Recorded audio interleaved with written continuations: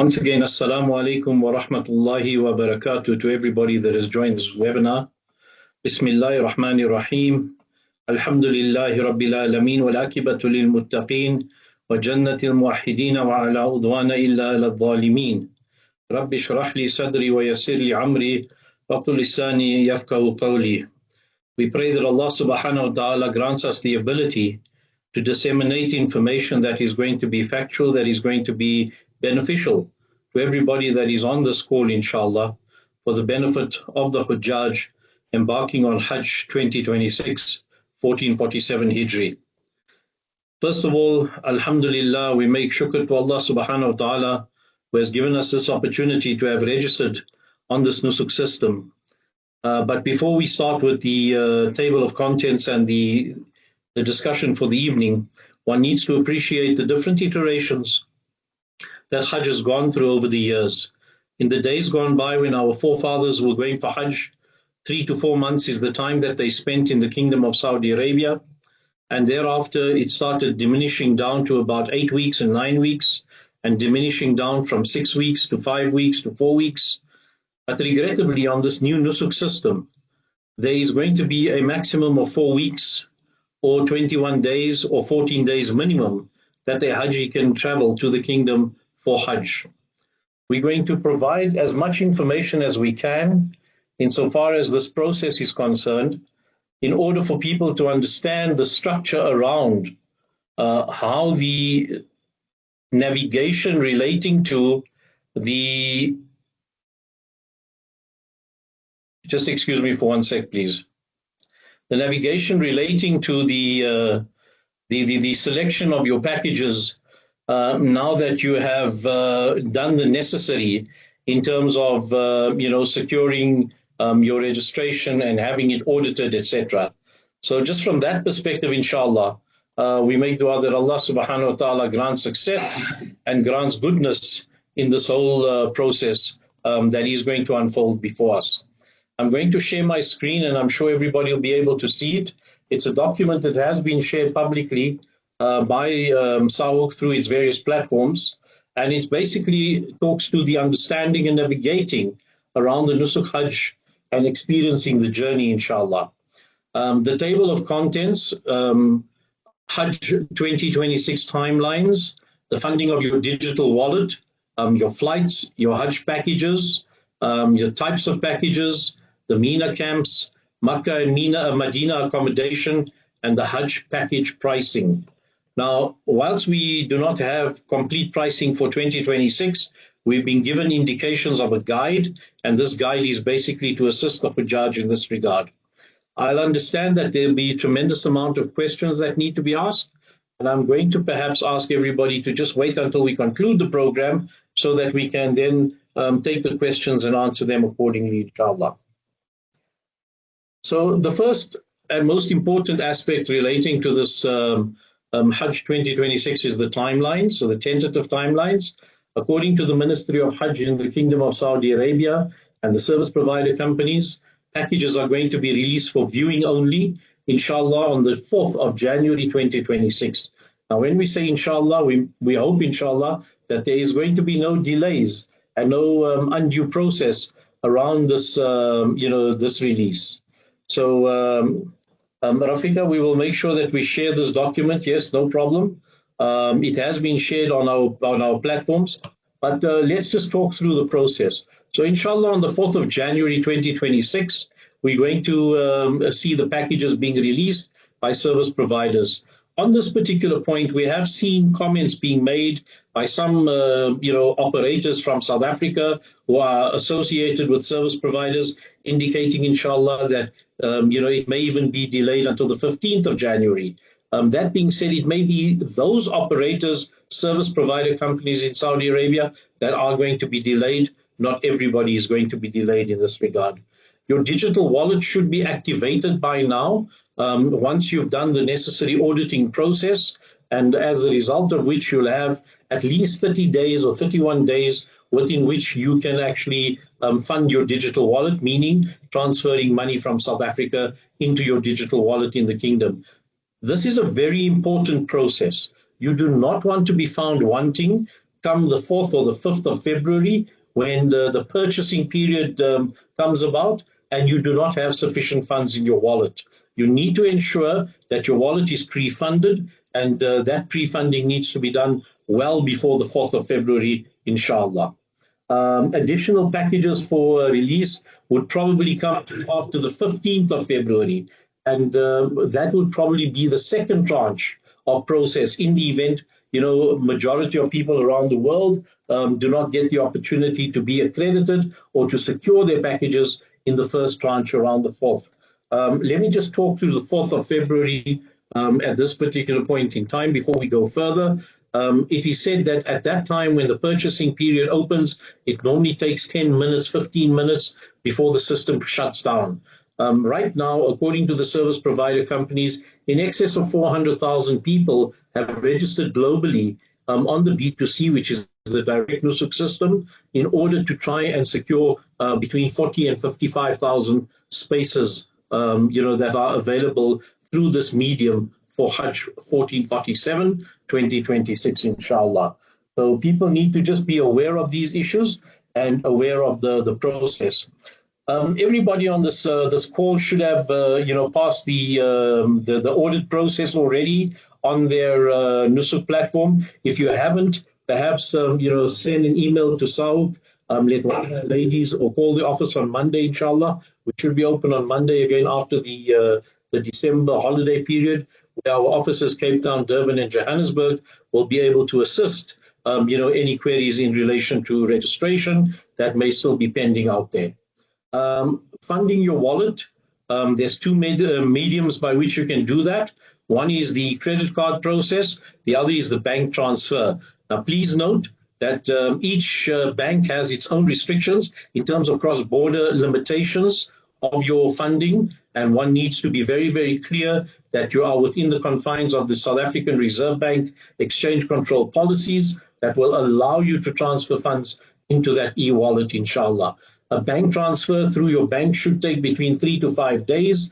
You may find that there's some delays because the bank on the Nusuk side hasn't picked up your deposit and they haven't allocated it accordingly. Therefore, we recommend that rather transfer money into your credit card.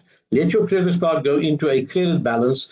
Talk to your bank and find out if there are any restrictions. For example, some banks have a 50,000 Rand per day, or per transaction limitation on there. You can then transfer, same as if you were buying something on Take-A-Lot. If you were buying something on Take-A-Lot, you'd use your credit card, you do the necessary funding and the necessary payment in that particular way. So the Visa or MasterCard, and not a debit card, a credit card. Debit cards are not accepted as medium of transfer, so please make sure you do that. If you are going to be using an external process to transfer money, for example, there are third-party foreign exchange companies in South Africa. If you use them, please note, if you are not successful as an accredited pilgrim for 2026, in order to get your funds transferred back, your funds will not be transferred back into your account. It will go into the account of the third-party transferee, where that money has basically been sent from. So if, for example, you've got ABC Foreign Exchange, ABC Foreign Exchange's bank account would be the conduit through which any refunds need to be made. And remember, anything over 14 days, beyond 14 days, if you are not accredited and you want to repatriate money out of there are going to be bank charges both on your side as well as on the Saudi side, and you are going to have to foot those charges, as well as any exchange control differential that takes place. Right now, the Rand-dollar exchange rate is extremely favorable. Currently, at the close of business today, 16 rands 50 to the dollar, which equates to plus minus 4.4 or 4.5 to the Saudi Riyal, which is a very favorable rate by comparison to 5, which it was about 2 to 3 weeks ago, inshallah. People need to understand that the sooner you start funding your wallet, if you are serious to go for Hajj, the better it's going to be for you. Very important to note that we also only have 1,140 spaces.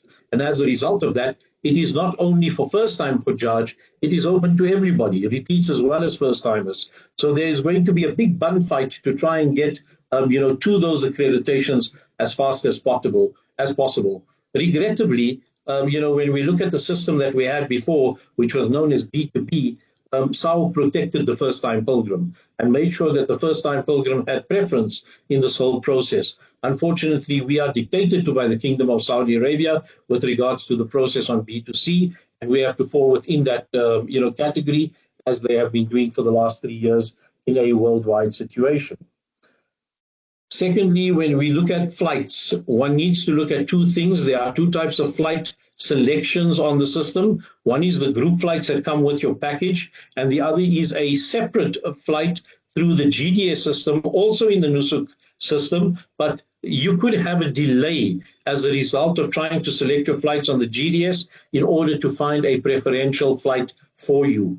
Now, just having spoken to flights, one needs to also appreciate that when you go and select, or when you go and view the packages, once they open on the 4th of January, you need to appreciate that you must look at the departure airport and the arrival airport in Saudi Arabia. So you need to, you need to ensure that if you're living in Cape Town, you've got flights out of Cape Town to Jeddah or flights out of Cape Town to Madinah, and then from Jeddah back into Cape Town. There's no sense in you looking at a package that shows a fantastic price or fantastic accommodations, fantastic services, but the flights are out of London. That would now incur a cost on you to fly from South Africa to London and then fly from London into the Kingdom of Saudi Arabia, and on your way back home, the same would apply. You must also realize that if you're going to do that, there may be visa requirements needed for transit in the UK as well. So these are things that needs to be looked at very, very carefully before the 4th of February comes along, where you need to do your buying selection, or you need to do the payment of the package that suits you, that you have selected in this regard. The flight path is very, very important. You need to look at that flight path, and you need to understand the flight path in terms of what you are accustomed to from a perspective of flying to Saudi Arabia, either Joburg, Dubai into Madinah, and then from Jeddah into Dubai back into Joburg. Those are the paths that one needs to look at. If you don't find any paths that are available in this regard, because there are limitations on seating, then look at Addis Ababa or look at Kenyan Airlines and see how easy it's going to be for you to look at getting yourself there. But remember, whatever package is offered from the service provider, if a package is offered and the service provider's flight plan is from Addis Ababa into Madinah and then from Jeddah into Addis Ababa, the leg between Addis Ababa and South Africa is for your own account. That is over and above the cost of the package. That has nothing to do with you, expecting to be flown from Johannesburg or Cape Town or Durban into the kingdom. Please understand that. The only time that it is included in the package is if it is stated that it is out of Cape Town, out of Johannesburg, or out of Durban. So you need to understand that, and you need to make sure that that is how you are going to look at the process and follow the packages accordingly. The next slide on your screens is shifting versus non-shifting. Now, shifting versus non-shifting, in the old days, many of our Cape Townian or Hajj used to reside in Makkah as what they would call a full stay package. So you go into Madinah, you'd come out of Madinah and go into Makkah, you'd stay in Makkah, and from Makkah you would go to Mina, to Arafah, Muzdalifah, back to Mina, and then back into Makkah. The shifting package means that you have your stay in Madinah, you have your stay in Makkah, then you will move to Azizia. We're going to come back to another factor that is going to impact on this shifting versus non-shifting, and that is going to be the zones in which accommodations are offered, and people need to familiarize yourselves very, very carefully with those particular zones in terms of where we are regarding the situation. So it's very important for us to understand that, the shifting versus non-shifting process. And then once we are talking about this, please understand that at this particular point in time, all the so-called budget or economy packages, or all the packages with the exception of your 5-star packages, are all on a 4 sharing in a room, meaning 4 males, 4 females. So it's gender-based allocation. If you require a couple room for you and your spouse, then you are going to need to pay additional fees to the service provider company to secure a couple room in this particular regard. If you want a single room, a single supplement will apply, and so forth. So these are things that you are going to have to look at on the service, on the packages. And once you've looked at the package, you're going to then go through to the next section in terms of the services, and do your drill downs, and that's going to determine the cost of the package to you, depending on the services that you are going to select. We'll get to that in a few minutes, inshallah. So when we talk about the Hajj packages, as we indicated, there are three types of packages. You've got a standard package, and that standard package is essentially a three-star hotel or a residential building in Makkah or Madinah. Now, one needs to also appreciate that we see Makkah and we see the Haram and we see the hotels around the Haram, or maybe within 500 or 600 or 700 meters from the Haram. Makkah is regarded as a suburb, and its extensions go into Azizia. Azizia is part of Makkah, so they don't talk about Azizia as a separate structure. Azizia is part of Makkah and various other areas as well, which is known as the Al-Raji Mosque, which is about 2.5 to 3 kilometers away from the Haram. That is all part of Makkah, and that is what I spoke about earlier with regards to the different zones that one needs to be very, very careful about in terms of the situation. So when you look at standard three-star, it comprises of shifting or non-shifting. You've got, these are all shifting. The standard and the premium is shifting, and you can get non-shifting in the luxury. It's going to cost you a lot more. It wouldn't be recommended, especially when you're looking at maybe 21 days or 14 days minimum. You're going to need to move to Azizia. It's going to be a lot more calmer for you to prepare yourself for the 5 days of Hajj. The premium package is essentially a 4-star package, and then your luxury package is your 5-star packages, which is going to be quite expensive in terms of the accommodation. Please understand that some operators or some service provider companies may have 5-star buildings or 4-star buildings in Mina that they will accommodate people in the premium packages on as well. So it's very important to note that the packages, you can choose two types of camps. The Muaisim camp is the general non-special services camp, which is a plus minus 4 kilometers away from the Jamarat, and it will take you plus minus an hour, on a normal day to walk 4 kilometers up to the Jamarat. And then you've got the Majr al-Kabsh camp, which is plus minus 700 meters away from the Jamarat, and that is, your premium packages. Pictures will be shown of the different camps as well, in terms of, the location. So this picture here that is shown is basically Al-Muaisim, which is on the fourth, on the bridge called Kubri Abdullah, and it is very, very close to the Muaisim tunnel. The Muaisim tunnel is basically what takes you out towards the slaughterhouses, and a place called Sharaya. Sharaya is where the Maqbara is, where people who pass away in Saudi Arabia during the period of Hajj are generally buried in that particular area. It's quite a distance away from the Haram. The next picture is the Majr al-Kabsh camp, and that is plus minus 500 to 700 meters away. You can see the quality of the luxury, but you're paying for the services. This is not something that comes for free. It's an added cost that comes in. If memory serves me correctly, in the last 2 years, it was in excess of about 14 or 15,000 riyals for this particular camp, close to the Jamarat, whereas the other one was a lot less in that particular way. So just for you to understand that.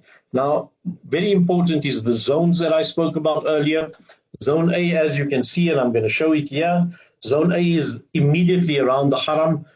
You're looking at those frontline hotels. Then you've got Zone B, which is maybe a little bit more away, about 500-600 meters away. Zone C is a massive area, and that is right down Ibrahim Khalil Street, for those that know, that have been on Umrah, right down towards the Palestine Hotel, and even past that, where the Voco Hotel is, and even beyond that, into areas called, there's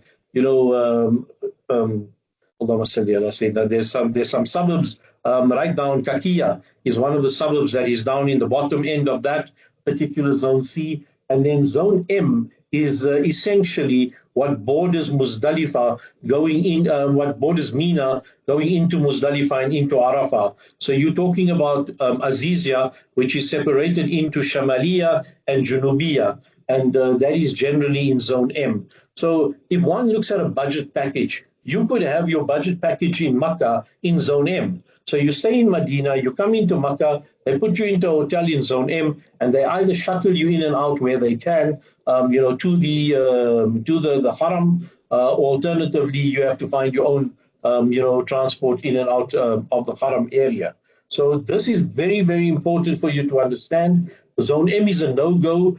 Zone C is a no-go unless you understand the locality around the Haram, and you can probably find a hotel very, very close. There's a hotel called Makarim Al Qura that is in Zone C. It's about 1.3, 2.4 kilometers away from the Haram, going up and down a hill on the Ajiyad Road, passing the Ria Baksh tunnels and things of that nature. So you need to be acquainted with your surroundings, and you need to be understanding.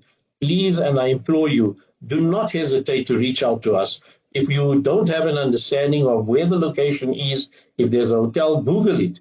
Google is a fantastic tool. You'll be able to see on the map, and it will give you an indication how far that particular hotel is from the Haram before you make a decision, so that you can make informed decisions as and when you make your selection. When it comes to the selection of packages, please make a selection, or please identify at least 5 packages. So your first is the preferred package that you want to do, and the next 4 is going to be in the event that the first one does not materialize. We now go into the next 4 to see if we can't, resuscitate, or if we can't salvage in that particular process, inshallah. Madinah accommodation is generally around the Haram, either on the Qibla side or on the the northern side of the Haram. That is generally very easy, and the fact that one stays there for a very short period of time, it's not really an issue in terms of accommodation in Medina. Again, I implore you to make sure that you understand exactly what it is you're looking for in terms of a package, and how it is going to impact on your pocket, and what your affordabilities are going to be. So the add-ons that we've seen in this particular process is that they are also enforcing what they call half board. So you're going to be able to get breakfast and dinner at your hotels or at your buildings, because that is going to be included in your packages. If you want full board, you're obviously going to pay for the extra meal. There's going to be a charge, and that is in relation to the services that are provided. So let's drill down into the packages quickly. Obviously, the manner in which one goes about viewing your packages. Before you do anything else, please understand you can only view packages on the Nusuk system. Any Hajj operator who comes to you and says, let me show you the packages, that is nonsense. They can't show you anything, because they are not allowed to show you packages on paper in terms of the situation. The only place that you are going to find a package, because you now have to go and do your selection, you have to drill down, you have to select your services, and you have to make sure that everything is in place, once you do the necessary process on the Nusuk system. So log into your Nusuk account. Once you log into the account, click on packages right on the top of your screen. You'll see a variety of packages. You can narrow it down by basically typing in any one of the service provider company names. Now, there are 12 service providers that have been approved in the Kingdom of Saudi Arabia. What we've been informed is that only 6 or 7 are going to be offering packages to South Africans. Before we go further, please understand that each service provider company has been given an allocation. So either 9,000, 7,000, 1,200, 1,500, 3,000, that type of thing. The ministry has also put restrictions in terms of what they can offer. 15% of the allocation given to them should be done in premium packages, 5-star packages. Another 15% goes to 4-star packages. And 70% of what they're offering goes into the budget or into the basic package. And that's what we need to understand. We can't expect, to go to a service provider company. If they've sold out on their premium packages, there's nothing that you're going to do. You're going to have to find a budget package with those service provider companies. Again, Please be aware that this is not eccentric or this is not specific to South Africa. This is specific to the world. Everybody around the world is subjected to exactly the same process that needs to be unfolded from the 4th of January through to the 4th of February, and thereafter the selection in terms of the payment and the funding of the e-wallets. So once you've narrowed down by virtue of looking at a service provider company, SAHUC, alhamdulillah, are probably going to be linked with a service provider called Rawaf. Rawaf was voted the number one service provider in the country, in Saudi Arabia for Hajj last year, and inshallah, we will be hopeful that through selection of Rawaf, SAHUC will be on the ground with you. We'll have Hajj mission workers, seasoned Hajj mission workers that have been there throughout servicing the pilgrims that will continue doing so. But nevertheless, the important thing is for us to disseminate information so that you as the Hujjaj or prospective Hujjaj have a informed decision once you select your packages, inshallah. So the services that you're going to be navigating through include your room type. As I mentioned earlier, all room types are going to be on gender-based allocation, 4 in a room, 4 males, 4 females. Should you wish to have a double room, a couple room, you're going to select that on your package, and that's going to incur an additional charge, which is going to basically, you're going to see the basic package, then you're going to see the additional charge for your double room. When you come to the meals, if you look at your meal plans and you're happy with half board, it will be standard. You don't have to change anything. If you want all 3 meals, a full board plan, if you select that, it will incur additional costs per day for the period that you are going to be staying in Makkah, as well as in Madinah, as well as in Azizia, inshallah. The mode of transport between the cities is going to be selected. Obviously, the mode of transport is the bus. However, some packages may allow you or may opt for you to use the high-speed train, and that will also be incurred as a charge unless it is offered within the package and the basic package is delivered according to that. The camp fees is the next one. You will obviously choose the Mu'aisim or the Majal al-Kabsh camp, and that too will determine what the cost is and get added onto your package in terms of that particular scenario. Once you are happy with what you have selected and you are satisfied that the pricing is correct according to what your budget tells you, you can then configure your package online. Once it's configured, you save it, and now you will wait for the period in order for you to do the payment on the 5th of February.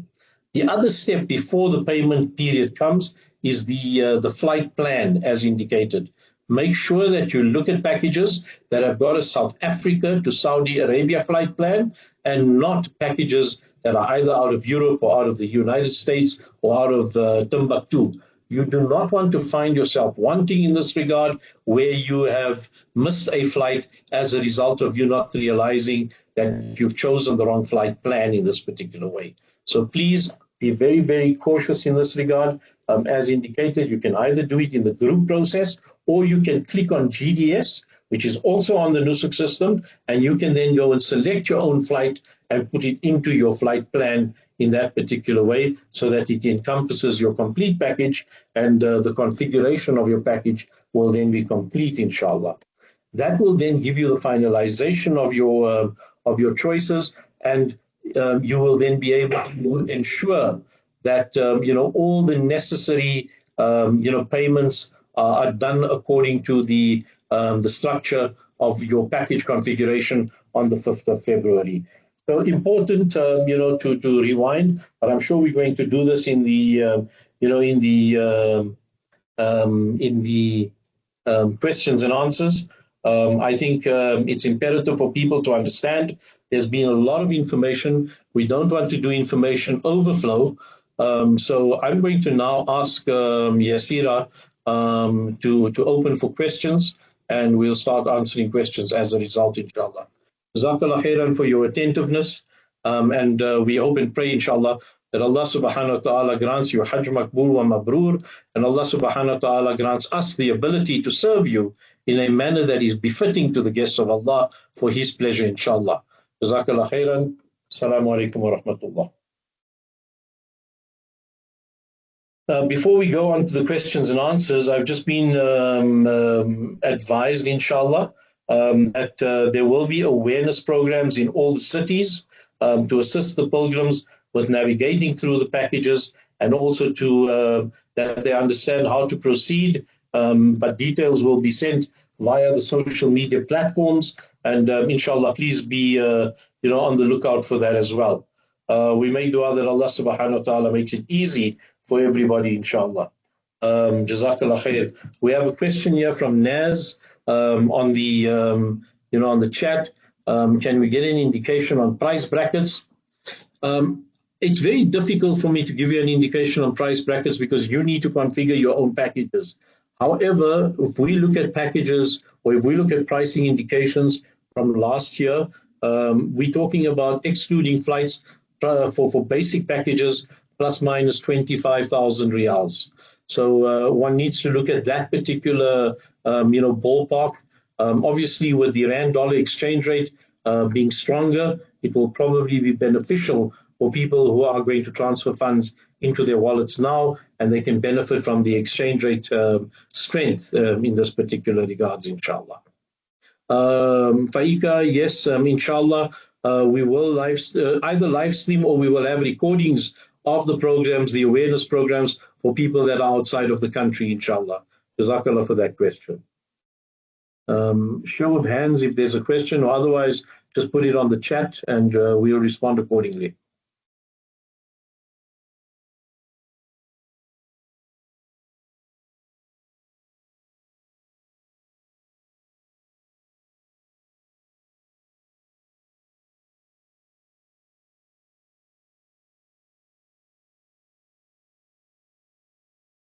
Okay, there's a question here. The agents have told somebody that if you select a double, you get a double throughout, but it is said that we have to pay separately for a double room in Azizia.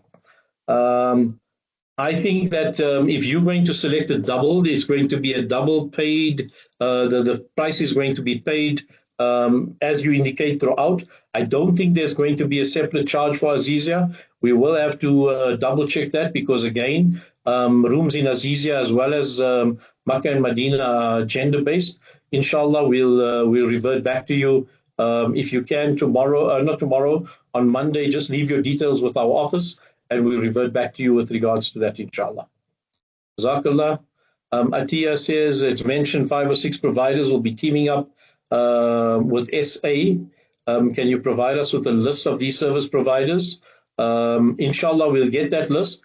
We haven't been given the full list of those service providers, but I do know that there are 3, and 3 of the main ones that are going to be servicing South Africa. I mentioned Rawaf. There's also Al Bayt and there's Ithra. Those are the 3 that we know about. The others are not known to us as yet. Provide information on the e-wallet. Please, can you be more specific? What information do you require about the e-wallet? Perhaps if you can do that, then we can answer accordingly, because that's a very wide question. What is the average number of days that one will be traveling from South Africa? I don't think that you will go more than 28 days. I think 28 days is a stretch. From what we've heard and from what we've been talking to service provider companies, they're talking about 21 days maximum. At a stretch, they may offer a 4-week package, but it's highly unlikely that that is going to be the case. Once you've selected your package, does this mean you have been approved? No, it does not mean you've been approved. Once you've made payment in the system, when payment opens up on the 5th of February, if you are successful payment, your payment balance or your e-wallet balance will go to 0, and inshallah that will mean that you've been approved. If there are any technicalities as a result of visas and so forth, the Nusuk system will revert back to you. But remember, it is a first come, first serve process. There is no separate allocation for South Africa. You're competing with people from Europe, you're competing with people from the States, you're competing with people from Australia and various other parts of the world where the Nusuk system is implemented. Please understand that it is very, very important in this regard. The next question, will there still be groups with spiritual leaders, or are you on your own? Every organization, some of the Hajj operators have linked with service provider companies. And the service provider companies have basically indicated that they will give guides, and those guides are on a ratio of probably 1 per 50. Now, if that's the case, we don't know whether, the numbers are going to stack up in order for those organizations to send ulama or imams in order for that to, to assist as spiritual leaders. I know from a SAHUC point of view, we have basically, publicized a list of our spiritual leaders that will go, if we are successful in attaining, 50 or 100 or 150 pilgrims that select our code with Rawaf, then inshallah we will have our spiritual leaders there together with our mission workers on the ground to serve the pilgrims accordingly, inshallah, as we have been doing, over the years. For the last 30 years, alhamdulillah, SAHUC's been providing an on-the-ground service, and we want to continue doing that. What services will SAHUC still be offering in the process this year? Well, this is one of the services where we keep keeping people informed. We are going to be reaching out to you in terms of our, programs in the different cities. And at the same time, if we are going to be fortunate to be selected by you as the pilgrims with Rawaf, we will service you on the ground in the kingdom as our mission workers were in the kingdom. We will be able to guide you. We'll be able to, make sure that all the logistics are in place and everything is structured according to the way that it needs to be for you to have a hassle-free and also an anxiety-free Hajj, inshallah. Which alims will be with our group? If you indulge me, I will tell you in a short while. I've got the list here. Just bear with me for 1 sec, please. I know we've got Bilal Vaid and his Maulana Bilal Vaid and his wife. We also have a number of other ulama from Cape Town and Durban and Johannesburg. Johannesburg, we've got Sheikh Ansar Johadeen. In Cape Town, we've got one of the ulama from the Muslim Judicial Council. So there's a number of ulama. This has also been publicized on our platforms, and inshallah we'll continue publicizing and informing the pilgrims accordingly in this particular regard. We will also notify the pilgrims if we are not going to go with any one of the service provider companies we mentioned, because there are others that want to engage, that want to serve South Africa. But we want to make sure that when we do sign up or we do link up with an organization, it's going to be for the benefit of the South African pilgrim. We want to make sure that you have the best possible service that is out there for you to basically continue and conduct your Hajj in a manner that is conducive to your process and nothing else. Is the luxury non-shifting advisable for South Africans? It depends entirely on your pocket. It depends entirely on what you can afford, because this luxury non-shifting is probably going to be an expensive exercise, especially staying in Makkah for that period.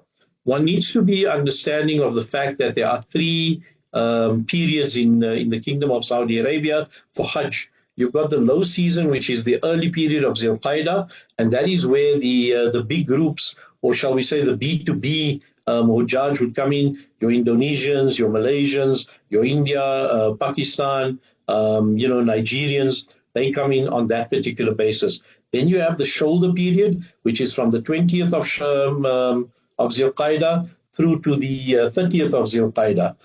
From the 1st of Zil Hijjah to the 14th of Zil Hijjah is your peak period, and that is the most expensive, especially in Makkah, because you find a tremendous amount of Arab nations from around Saudi Arabia only come in at that particular point in time. So again, you talk about the luxury non-shifting, it will probably be at a very significant period in this regard. What is the delay with booking flights in the GDS system? Remember, the GDS system is a system separate to what the service provider is offering. It's an external system.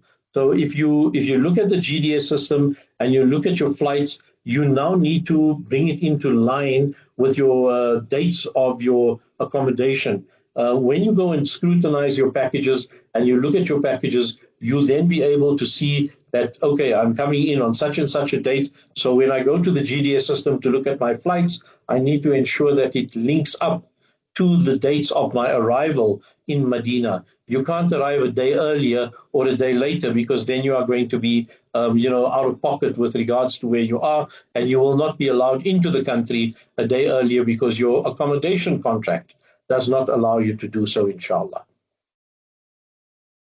Transport on the days of Hajj for standard premium, is this walking Hajj still possible with the high temperatures? Walking Hajj is never recommended by SAHUC. The bus shuttle services is what is used on the 5 days of Hajj, from your accommodations in Azizia to Mina, from Mina to Arafah, Arafah to Muzdalifah, and then in the morning after Fajr, they normally provide buses, but generally that is the only walk that one does.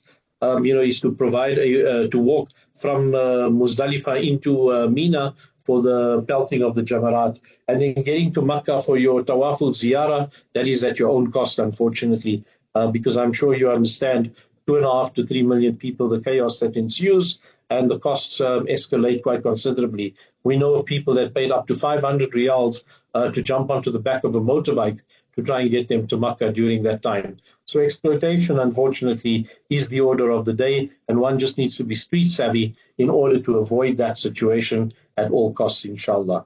International payments might be a problem for South Africans due to international limit of 50,000 per transaction. Do you have an indication of how e-wallets can be loaded easily? The only way is through the bank credit card facility. One needs to speak to your bank to see if you can actually increase that, away from the 50,000 rand per transaction. Maybe if you're not using the bank's money and you've got your own funds in that credit card account, they may lift the limit on that particular process. So that's the only way that you're going to do that, is to speak to your bank directly, inshallah. Does the Nusuk application include the visa? Yes, it does. Once you make the necessary payments, the visa is included in that payment, and you'll get your visa if you are successful as a result of the selection that you make. Does South Africa have a Hajj ministry? South Africa has never had a Hajj ministry. The Department of Foreign Affairs back in 1996 was approached by the Kingdom of Saudi Arabia to organize ourselves into a process, and that gave birth to the organization called SAHUC, South African Hajj and Umrah Council. So South African Hajj and Umrah Council serves as a Hajj mission, although we don't have diplomatic status, but we do work in accordance with the Department of International Relations, with our consulate in Jeddah, as well as the embassy in Riyadh, in order to facilitate and to do what is necessary for the benefit of the Hujjaj. Will package browsing go live at midnight South Africa time? I can't actually give you a time on that. We'll find out from the ministry, and we will publicize more or less what time it will go live. Remember, package browsing can go live at any time, because you've got a whole month to look at that packages, to scrutinize the packages. The key is going to be the sales period. And I think closer to the sales period time, the ministry will give an indication at what time that will open. More than likely, if they give you a date according to information that we've received from Australia, with those entities that have worked with the B2C or the direct Nusuk system since 2022, and they've indicated immediately after midnight, when they give you the date, it opens up, and within 10 to 20 minutes it is done and closed by. Right, Faika, you basically indicated, you mentioned that transfer of funds by credit card only. Must the full amount be transferred into the e-wallet immediately? Also, how is this money refunded? Okay, so the first thing is, you need to make sure that you can transfer funds into the e-wallet. If you have got all the funds and you are able to do so, I think I spoke about this a few minutes ago. There's a question that came through where it says that you have a limitation of 50,000 rands on your per transaction. You need to be in contact with your bank. You need to speak to your bank in terms of making sure that they can either up that, or they can give you, the ability in the next 3 to 4 days to transfer whatever you need to into the e-wallet. That is your first question. How is the money refunded if one is not approved and how soon? That, unfortunately, is something that you will have to engage through the Nusuk system. There'll probably be a button that you have to go into for a refund request. Within 14 days, I don't believe that there's going to be any charges, maybe minimal charges, but you will be subjected to exchange rate fluctuation and whatever charges your bank on the local side would charge you. So that has not yet been informed to us.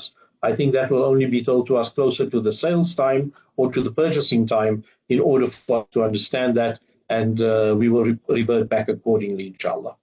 A penalty fee on the slides in terms of refund transaction. It's not my fault if I am not approved. Yes, I understand that. Unfortunately, the penalty comes from the banks in the kingdom as well as the banks in South Africa. This is not something. That that we have advocated. This is something that the system itself has basically put together through the Saudi Arabian process. So we're using their system. They will charge you an administrative fee. Whilst I agree with you, it is not your fault. Unfortunately, this is the way it's been going for the last 3 years, and nobody's been able to fight this in order to get a reprieve on that particular penalty that comes back. It's a ministry decree as well as a Saudi Monetary Authority decree in this particular regard.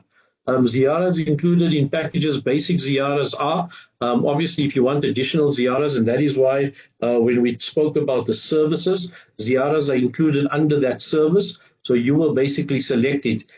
Those that are free, there will be no charge for. Ziyaras that have got a fee attached to it, they'll obviously show up on your selection of services in your package before you confirm it, inshallah. If one travels from SA to Dubai, who makes provision for the visa in Dubai? If you're in transit, there's no visa requirement. If you are going to stay in Dubai for a few days, then that is up to you. But then you obviously need to do your booking through the GDS system, because that is going to be separate from a program, package program, where there's going to probably be a 2-hour or a 3-hour overlay. So you will not be able to go out of immigration into Dubai. Do I and my family members need to apply separately, or can we have one application in my name? No, you can have one application in your name with up to 5 family members attached to it. You don't have to apply separately, for them. That's on the Nusuk system as well. Will SAHUC refund our previous Hajj registration fees? We've indicated on numerous occasions that there has been no decision yet made on the Hajj registration fees. Please also understand that Hajj registration fees at the time of your application for your place in the queue was non-refundable, and that was to be utilized for the administration of the system and also the services provided, in terms of you going back onto the system, taking your place in the queue, bandwidth costs, etc. But no decision has yet been made. SAHUC's committee will revert once that is, nearing its fruition, inshallah. Is there no packages including flights? No, you have to basically do your configuration of your package in a totally separate process.